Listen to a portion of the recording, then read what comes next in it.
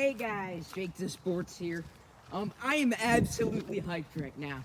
Um, if you guys don't know, if you guys have been living under a rock, Notre Dame just beat Clemson. It's the next morning. I couldn't really make the video because my neighbors would get mad at me if I yelled and screamed. But now I can, baby. Let's go. That's what I'm talking about. The Irish came out and they did what they needed to do, and that was get a crucial win over the number one team in the country, Clemson. I hate Clemson. They're one of my least favorite college football teams. I'm just so happy Notre Dame got the win. I mean, my heart was beating so fast, and my emotions were going up, down, up, down. I really thought we were going to lose towards the end. We came back, though, obviously. Let's go, baby. That's what I'm talking about. Now my Irish are leading the ACC. We have a win over the number one team in the country. We're still undefeated, and Ian Book has still never lost a game at home. So, I mean, there's just so much stuff to talk about. I obviously watched the whole game. I mean, you're not a true Notre Dame fan if you didn't. And it was just an unbelievable game from start to finish. I mean, really, hats off to Clemson. I'm just going to be honest. It was an amazing game. 2 overtimes. Notre Dame won 47-40. We'll start off with the first half. The first half, Notre Dame just was dominant. I'm just going to say it, they were dominating Clemson. And the roles kind of reversed in the second half, but Notre Dame Notre Dame just came out and they looked like the better team against Clemson. They looked like they were more prepared in the first half, and they just played amazing. It was a little frustrating, though. I think 2 times there, they marched right down the field and kicked field goals. Like they were at like the 2-yard line once, or at the 1-yard line, and they got a holding penalty, which moved them back. They had to kick the field goal, or a false start, or something like that. So that really did stink, but I mean, we escaped to the win. So we were up, I think it was 23-13 at the half. We missed like a 60-yard field goal or something. I honestly don't care. I don't expect someone to make that. I'd be happy if they make that, but I'm not going to put it on the kicker. Besides that, our kicker had a great game. And then Skoronzik, number 11, amazing game as well. I didn't like that personal foul. He shoved another player. I never like to see that, but besides that, he had an amazing game. And Ian Book looked like a whole different quarterback. He just did. I was watching the game with my friend. He's a big Ohio State fan. You guys have probably seen him on the channel, Caleb. And he was telling me how he looked like Justin Fields, and he really did. You don't usually see that from Ian Book, and I was very surprised that he just came out. He had the composure, and he just felt good. I mean, he looked amazing. He looked really good. And I've seen some guys have Ian Book in their Heisman, on their Heisman watch before this. I didn't agree with that. I don't think Ian Book was on the Heisman list. After that game, that's his Heisman game. If he's going to win it, that's his Heisman game. Or in the ACC championship. Because Ian Book looked amazing that game. He had quite a few incompletions. Those were all the receiver's faults, or it was the secondary of Clemson being really good. I mean, Ian Book just can handle the ball really well, except that one fumble he had. I'll get into that. But Ian Book, he looked like a whole different quarterback, and he knew when it was time to give up on a play. You know, most of these guys, they'll just try to find someone, and they'll actually throw it and pick it off, and they'll get picked off. Ian Book, if he knew no one was open, he'd just throw it. And you just get, that's a sign of a mature quarterback, a quarterback that knows what's going on, and an aware quarterback as well. I mean, there's nothing else around it. Ian Book, he had that one fumble. Besides that, Ian Book played amazing. Don't even give me anything else. Ian Book played amazing. He played out his mind, personally. And I just can't believe it. I mean, just congratulations to him. And I just think this really shows that Ian Book is maturing as a quarterback.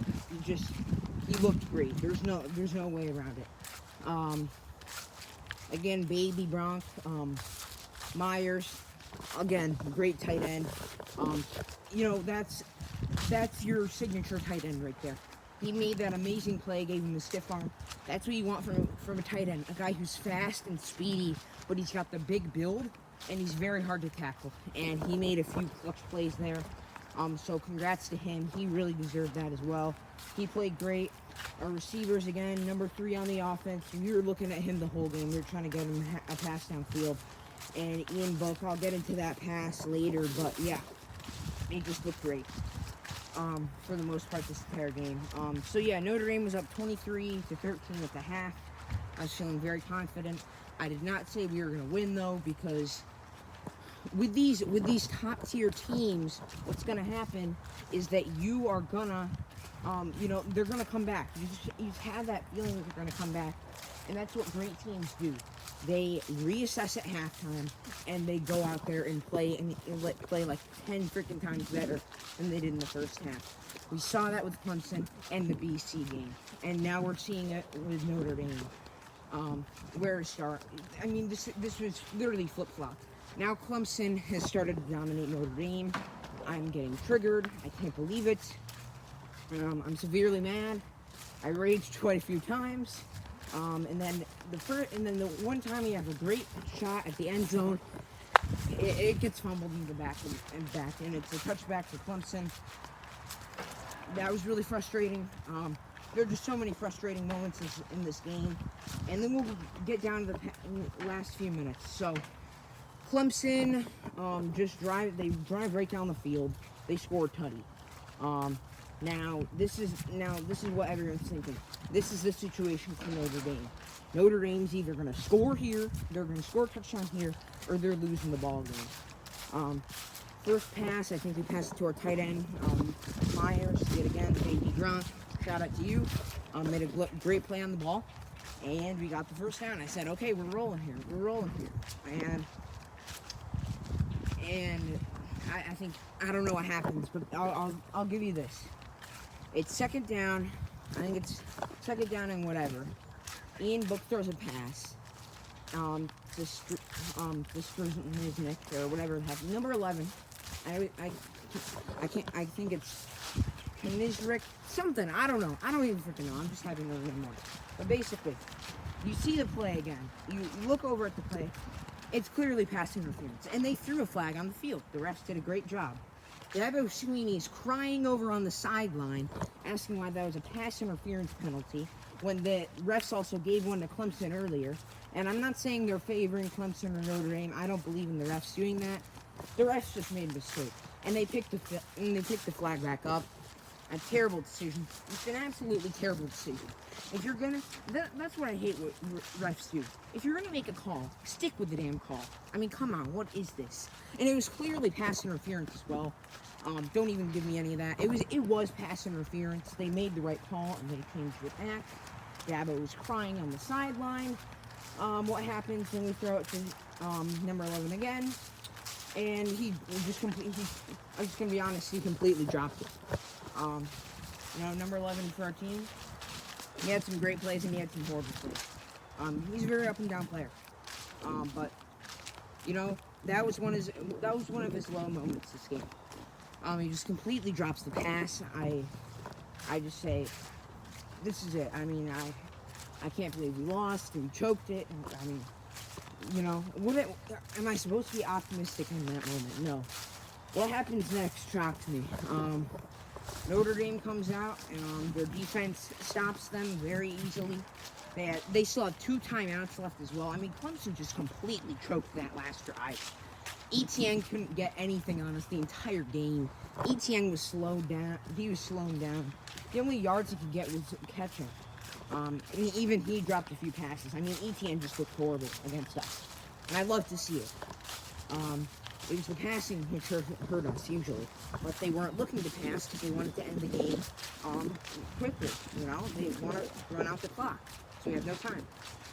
They make a few stupid mistakes, flags from Clemson, penalties, whatever you want to call them. Notre Dame gets the ball back. We run it up to Williams. Sorry, not Chris Tyree. Williams gets really solid yardage. I'm saying, okay, we're in business here. I think a few plays later, Ian Book bombs it down the field, passes it to number 3 in his hands, caught, almost a touchdown. Unbelievable, bro. Like, how? Like, that was insane. I couldn't believe that. I was so happy in that moment. I couldn't believe it. I really couldn't believe it. And just what an impressive play. We were looking at him the whole game, and that's where we get him. That's where we find him. That's where Ian Book makes an insane throw. Ian Book is so good with throws down the field. Makes a super impressive play. Like he has all game. I mean, he's made plays. He's made clutch throws. That's what Ian Book did this game. That's just what he did, and he played amazing.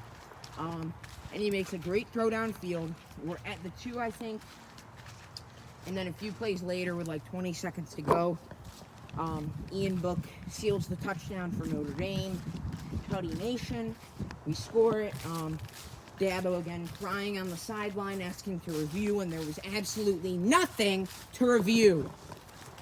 And here's where I start to get mad, because they spend 15 freaking minutes reviewing like 4 calls. What is this? That was really frustrating. Besides that, I couldn't believe we were going to overtime. It was 33-33. And the Notre Dame defense, I was really nervous because here's the thing. The whole reason we were doing so well in the first half was because of our defense. They were holding Clemson up. They were playing amazing. And now they weren't really doing that in the second half. But I can't blame them because it's Clemson. And don't give me this with Trevor Lawrence. Yeah, it would have been a lot harder for us to win with Trevor Lawrence. But Ugalele is still he's still a 5-star, okay? He's still an amazing quarterback. And here you go. You're going to get a ton of Notre Dame haters out there that are going to say that this win doesn't count because Ugalele was the starter for Notre Dame. I'll get into that in another video. I'm sure that's gonna come up somehow. But anyways, we go into overtime. Notre Dame gets the ball second. I mean, I think you always want your team to get the ball second in overtime. Of course, they switch every time though. I mean, literally, like the first play was clearly a touchdown in my opinion. Ugalele passes it to number 17, Powell. Powell drives it in, and he scores a touchdown. It's clearly a touchdown. They spent 5 minutes reviewing it. They overturn the call, and then we have to get Ugalele. He drives in. He sneaks it in. Clearly a touchdown yet again. The call on the field was a touchdown. They review for 5 minutes. The call on the field stands. So we just wasted 10 minutes on freaking reviews to see Clemson score a touchdown, which we already know was going to happen. And Notre Dame, Ian Book, you know. I mean, he just made clutch plays. There are a few of those where inexperienced quarterbacks would have picked the ball off. They just would have picked the ball off. And Ian Book just threw it away. He knew when to throw it away. He made clutch plays. And Chris Tyree drives it in for the Cuddy. Mike Williams. Williams. Williams or Tyree, you know, they rotate out every time. It's kind of hard to tell. I mean, my memory is so wiped from this because I just remember the last few plays mainly. But yeah, I mean, that overtime didn't really matter. I mean, obviously it mattered for Notre Dame to tie it up. But, I mean, we scored even touchdown. We're going to the second overtime. And at this point, I'm on the FaceTime with Caleb. I can't believe what I'm watching right now. I can't. You know, I'm so freaking nervous. I'm like, what the heck's going to happen here? I don't know what's going on. I can barely think. And, Notre Dame, I mean, Ian Book and Notre Dame just make a phenomenal run. They've made a phenomenal run in this game. I just couldn't believe it. Ian Book drives right down the field, like QB sneak, amazing play. Then they deliver the blow, and they score the touchdown. So we're up 47-40. And at this point, I'm thinking we're going to a third overtime. I have no faith in the Notre Dame defense at this point. You know why? Because in the whole second half, and especially in that overtime, they were just steamrolling through us. And I don't know what happened, but the D-line came up absolutely clutch. Was that 2 or 3 sacks in a row? And I hadn't seen that from the Notre Dame defense all game. And they just absolutely clobbered Ukulele. Unbelievable stuff by them. And they just come up so clutch. And then, yeah, Ukulele throws it. They lateral it a few times, and that's the game. And I'm going freaking nuts. I couldn't believe it. And I was just so shocked that they stopped them like that, because they just drove right down the field like it was nothing, or in the first overtime. And now all of a sudden they just couldn't get anything going. Dabo Sweeney walks off the field. I'm so happy. Trevor Lawrence has his N95 mask on, looking depressed. Amazing. I'm super happy. The Notre Dame fans rush the field. They don't follow COVID-19 protocol, which is stupid, but I don't even care at this point. I'm just happy that we won and that Notre Dame actually won a big game. Unbelievable. First time since the Bush Push, 1993. Only true Notre Dame fans remember. Notre Dame played Florida State. We won against the number 1 team in the country. First big win in a long time. First win against Clemson since 1977. Now, it's a little deceiving because we don't play Clemson often. We play them like every 10, 15 years. Last time we played them was 4 years ago, though. Crazy game. And go watch the highlights of that if you don't know about that game. And Dabo Sweeney said in an interview that game, we're coming back in 2020 and beating Notre Dame. Well, you did. You did. Notre Dame beat you. Fair and square. So I'm super happy. Yeah, the Notre Dame fans rushed the field. I am absolutely going nuts, running around in my garage, high-fiving my dad. I just couldn't freaking believe it. Notre Dame actually won. They actually freaking won. Notre Dame never comes up clutch, I swear. Against UGA, against Stanford in 2015. We just don't come up clutch like that. Even in the semifinal against Clemson, we got absolutely road graded. I couldn't believe it. I could not believe it that we actually beat Clemson. The number 1 team in the country. You're going down. ND beats you. Fair and square. So that was amazing. I couldn't believe the Notre Dame defense stopped them. And yeah. In other news, let's see. Shout out to Jordo, great watcher of the channel. I love the support. I'm sure he wanted me to mention the Aggies. The Aggies absolutely steamrolled South Carolina. The Aggies just steamrolled the Gamecocks like they weren't even there, 48-7. And the Aggies actually beat the Gators a few weeks ago. And the Gators came up big against the Bulldogs. The Florida Gators absolutely demolished Georgia. The Georgia Bulldogs, I mean, they weren't even there. Again, I mean, Florida absolutely steamrolled them. But yeah, go Aggies, go Gators for Jordo and whoever else watches the channel who likes the Gators or Aggies. And especially go Irish. I'll see you pretty soon as we got Boston College next week.